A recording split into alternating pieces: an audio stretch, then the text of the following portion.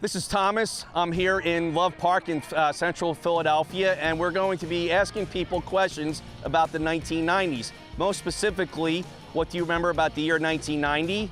And also, did you ever hear of a conflict called Desert Storm? And finally, our last question will be, what was the mood that you observed here in Philadelphia?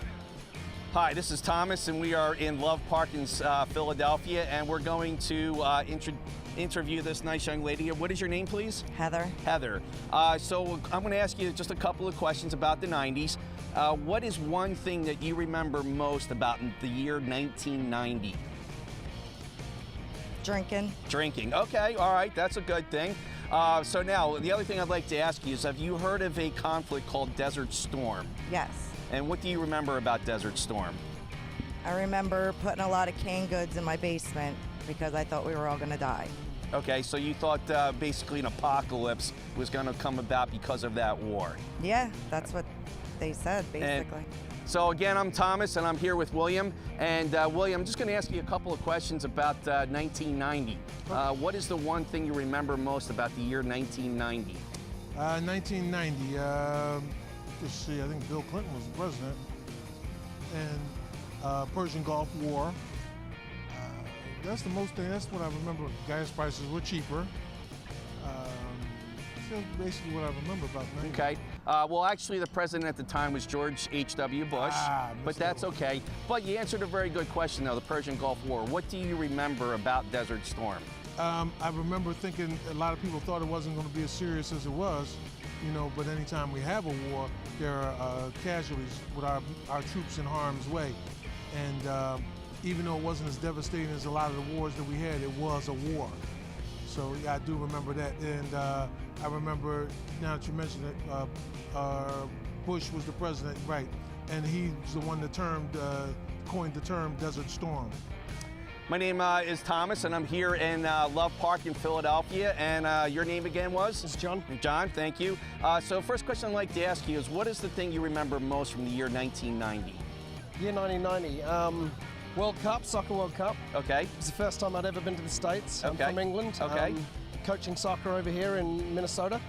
And England didn't qualify for the World Cup, so I remember watching a World Cup without England for the first time for a long time. Okay, and did you ever hear of a conflict called Desert Storm? I did, yeah. Now, from being from England, what do you remember about what was talked about Desert Storm in England?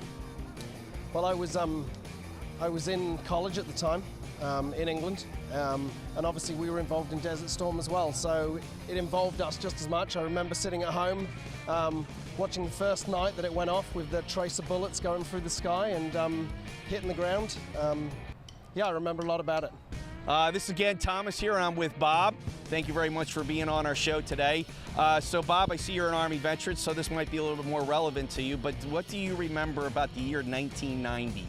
If you're referring to Desert Storm, I remember that Kuwait was invaded by Saddam Hussein. Hope I got this all straight. And that the U.S. coalition went in and removed Saddam Hussein's troops from Kuwait. I remember that First President George Bush was pressured to continue on into Iraq. However, he did not do so, and probably for many good reasons, it worked out well that he did not. However, unfortunately, as the Iraqi troops were retreating, they set fire to a lot of the oil wells, and took a pretty long time to remove to get those fires extinguished. However, the U.S. was able to do it in pretty good record time, much better than they had predicted. Okay, and do you remember how the sense of things were around here in Philadelphia at the time when Desert Storm was taking place? I mean, I think everybody was in support of it.